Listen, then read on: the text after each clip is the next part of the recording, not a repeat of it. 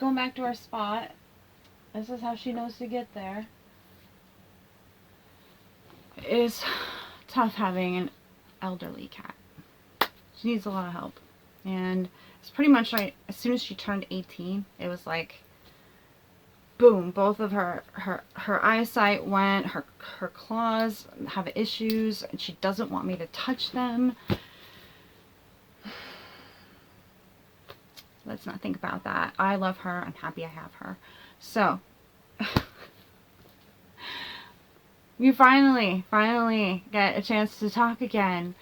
For you, it's just going to be a cut, but for me, it was like hours of my SO and his friend, which, you know, I love that. It's great, but I wanted to shoot this earlier, and then I couldn't, and so it's just one of those days, right? But it's a Friday. Hey, Friday! Okay, so where were we? Okay, we were talking about hypocrisy.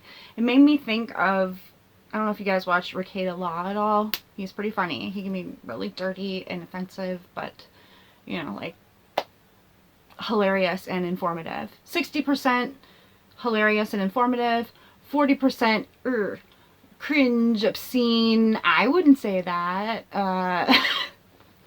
So it balances out. I watch him sometimes. Anyway, it begins hypocrisy. And then he's like, welcome to Law Splaining the Internet. So hypocrisy does not look good on Tim, since he's calling out mainstream media and different reporters, celebrities, whoever, for not speaking out. When, say, somebody like Gina, what's her last name? Oh, all I can think of right now is Gina Gershon. That's terrible. I know her character. Oh my goodness. Oh, Gina Carano. And when she tweeted something, it had to do with, like, oh, you know, in Nazi Germany, neighbors told on neighbors. Something like that. It really was, there was no reason for her Twitter account to get suspended, and there was definitely no reason for Disney to fire her. She was on The Mandalorian, and she was a popular character on The Mandalorian. And she was fired for that reason. And it turns out that she's pretty based. I mean, in her bio, she said her pronouns were beep boop bop, which I borrowed from my TikTok. I was like, why not? Why not? I admire this woman, and I think she's brave, and I think she's beautiful, and she's also a badass and she's also a badass MMA fighter.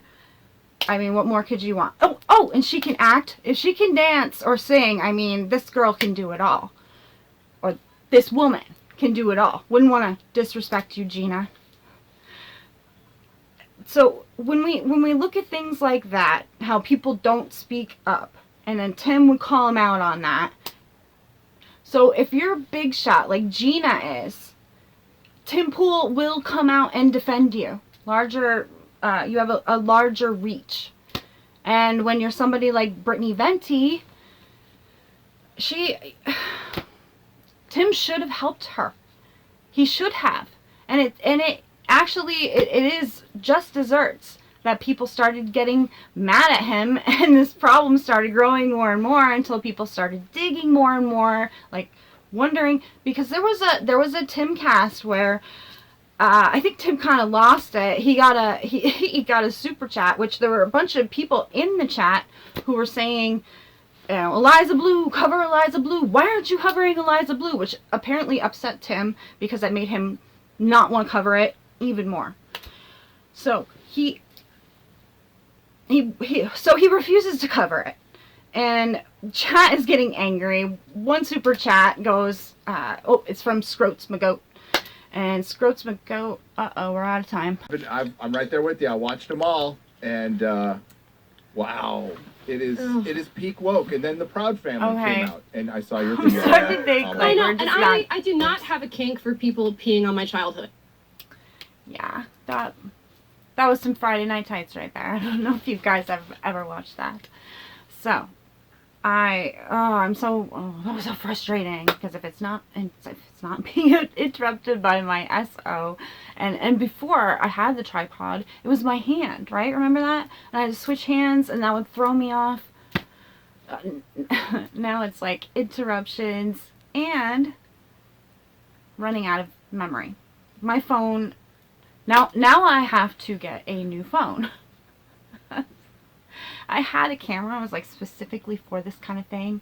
I had it, but I lost it when we moved, have not been able to find it. My guess is it's in our storage, and I won't find it until we move again. Isn't that just the way? It is the way. Okay, so, hypocrisy. Again,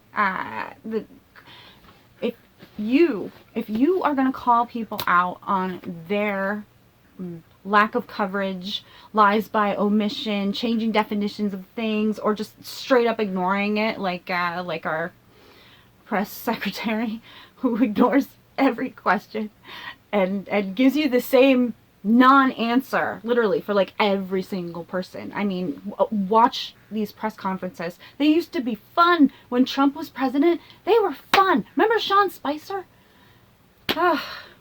Like, I look back at that stuff fondly. Oh, Kaylee was great. She was so smart, and she had the big binder. What are we dealing with now? We had Psaki, but she was, and you know what, Psaki would do a little back and forth sometimes, you know. She had a little rapport, maybe a little bit of playfulness with the people with the press. And this new chick, she does not. So it's nowhere near as fun to watch press conferences, and I don't watch them like I used to. I don't watch a lot of the political stuff like I used to, partly because it's so darn depressing. Did you see my video about the Joe Biden State of the Union speech? Then you'll know what I'm talking about. Okay. So we're dealing with a big channel, a big platform, which also platformed Eliza Bleu, ignoring a smaller channel that really for no reason was banned from Twitter, which is part of her livelihood. That's what people don't think about, or that is what some people think about, because that's what they want. That's what they want when they cancel you. They want you to lose your livelihood. But a lot of other people, they don't even think about that. They're just like, he said something offensive, so I guess he should probably not be on the platform anymore. They don't even think, like, let's create a pathway to, you know, the person learns what it was, right? And then, I don't know, give them like a trial period of time. And during the trial period, as long as they pass, they get their account back. It's just crazy that they would suspend your account permanently and do that to so many people. So, I mean, they basically did that to Brittany Venti. And when they did it to the quartering, that's when all hell broke loose. Because the quartering, let's just say his supporters, they can be convincing and brutal. They, it's not like, they went after Eliza Bleu, but at that point they were relentless, and they were just digging and talking to each other. And then you have, like, you know, you have Griftcast IRL that comes out of that. You have Chrissy Mayer, who I'm not calling a grifter. I love Chrissy. She's an amazing comedian. Check her out. She's on Friday Night Tights, and I'm trying to think about, she's got her own podcast. It's called Timcast. Check it out. I used to ignore it, but after this whole Eliza Bleu thing, I'm like, you know what, Chrissy she's great, and she was funny and everything. But the thing was, like, I didn't realize that, you know, she has a little journalist in her. She wants to know the truth. She wants to do some digging. So comedian first, journalist after that. Know who else is like that? Jimmy freaking Dore. If you have not checked out Jimmy Dore's channel, you should, because it's a lot of fun. And Aaron Matei is on it a lot.